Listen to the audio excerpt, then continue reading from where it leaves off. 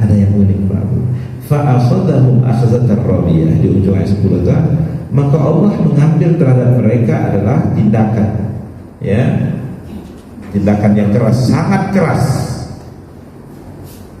Kata akhaza asal mulanya mengambil, itu kan. Tapi Bapak Ibu, bahasa Arab itu kelebihannya, dalam kata mengambil itu ada makna yang halus. Atau mengambil dengan enteng, dengan ringan. Bahasa Arabnya ana akhudul ma, saya mengambil air.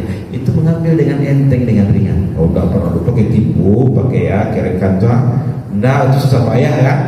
Enggak, kalau mengambil itu pakai kata akhadha, itu mengambil dengan enteng, dengan ringan. Makasihnya fa akhadhahum akhdatan rabiyah, dan Allah mengambil tindakan. Susahkah bagi Allah untuk mendatangkan anginnya lalu memutar kaum Ad 7 malam 8 hari? Nah, itu susah. Apakah susah bagi Allah Subhanahu wa taala untuk mendatangkan kaum Samud, yaitu suara yang keras yang membuat mereka pingsan mati semenda? Susah apakah bagi Allah untuk bertekuk kembali lautan itu yang menenggelamkan Fir'aun? Enggak susah. Itu enteng, ringan. Susahkah bagi Allah Subhanahu wa taala untuk menghancurkan kaum Lut yang menjungkir balikan negeri itu sampai kini ada namanya mati? Di daerah Yordania, ada yang mengatakan daerah ini berlokasi di daerah Yordan.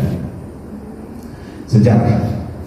Nah, jadi Bapak Ibu sekalian, ya, bahwa azab Allah, siksa Allah itu jangan main-main, mudah sekali bagi Allah. Tidak perlu pakai energi, tidak perlu pakai banyak. Bapak Ibu yang dimuliakan Allah, terakhir adalah kisah tentang ada kaum satu lagi yang ingin Allah masukkan, menambah perbendaharaan ibrah kita, pelajaran kita. Inna lamma taghalma, sesungguhnya kami tatkala kami datangkan air itu melebihi kadar normalnya. Hamalnakum fil jariyah, kami telah selamatkan kalian sampai pada tujuannya, ya kapal Nabi Nuh maksudnya. Banjir besar yang terjadi pada zaman Nabi Nuh itu Allah istilahkan dengan taghalma, ketika air itu melampaui batas. Coba jadi Bapak Ibu, Allah tidak menyebutkan langsung nama kaumnya siapa orang, dah. Allah menyebut dalam bentuk sindiran. Satu tokoh tidak disebut nama asli, satu peristiwa hanya global saja, maka tokoh dengan perangai seperti itu, peristiwa yang seperti itu bisa saja terjadi di tempat yang lain dalam waktu yang lain.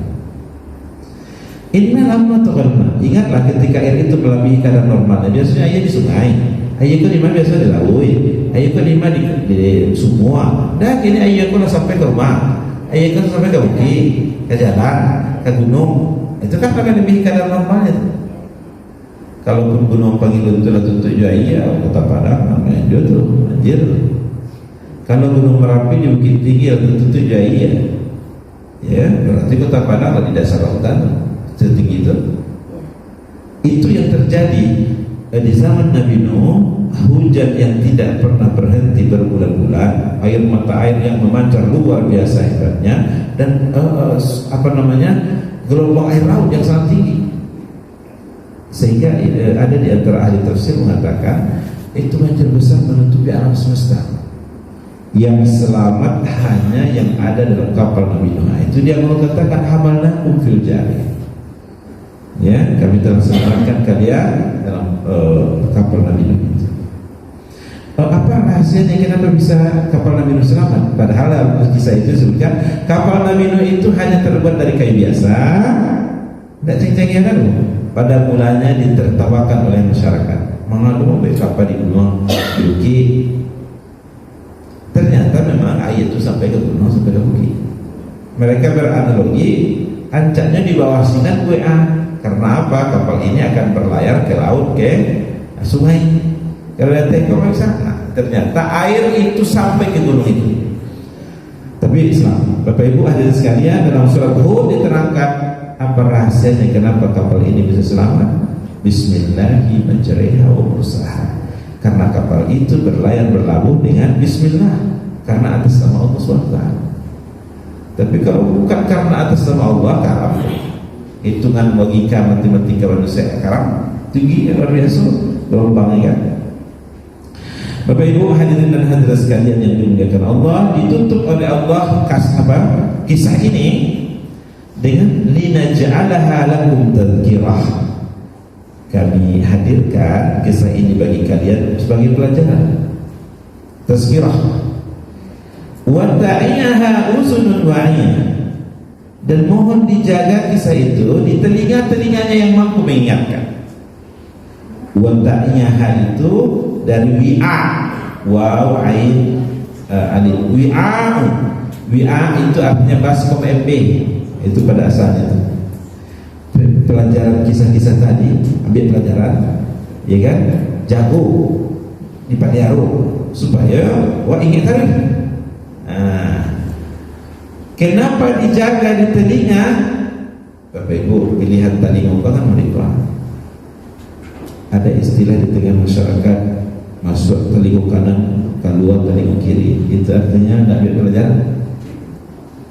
Masuk telinga kanan, yang lebih parah dari itu adalah Pak Ustaz, aduh masuk ke kanan dan mantu saja dari kanan itu. Artinya tidak mau tahu, tidak menjadi pelajaran. Semua jadi lalai, enggak risiko. Ini itu anak saya. Kurang tsunami, kurang baik, jadi ada usul juga loh. Itu namanya pelajaran. Itu namanya kenapa digunakan telinga? Karena telinga itu itu dia istilah yang digunakan, masuk kanan keluar kiri.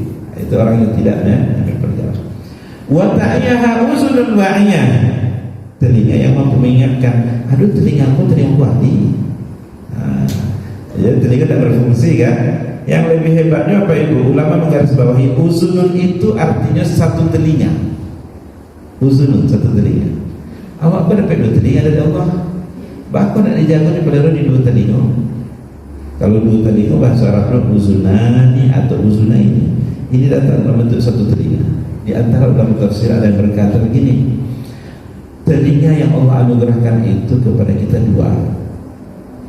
Kalau seandainya satu telinganya error, tidak berfungsi, nah rancak je. Kata Allah seolah-olah di sini mengatakan anak bapak yang satu itu sudah cukup untuk ia mengambil pelajaran-pelajaran tadi supaya tidak terjatuh lagi ke dalam lubang yang sama seperti umat-umat terdahulu itu yang akhirnya dibinasakan oleh Allah.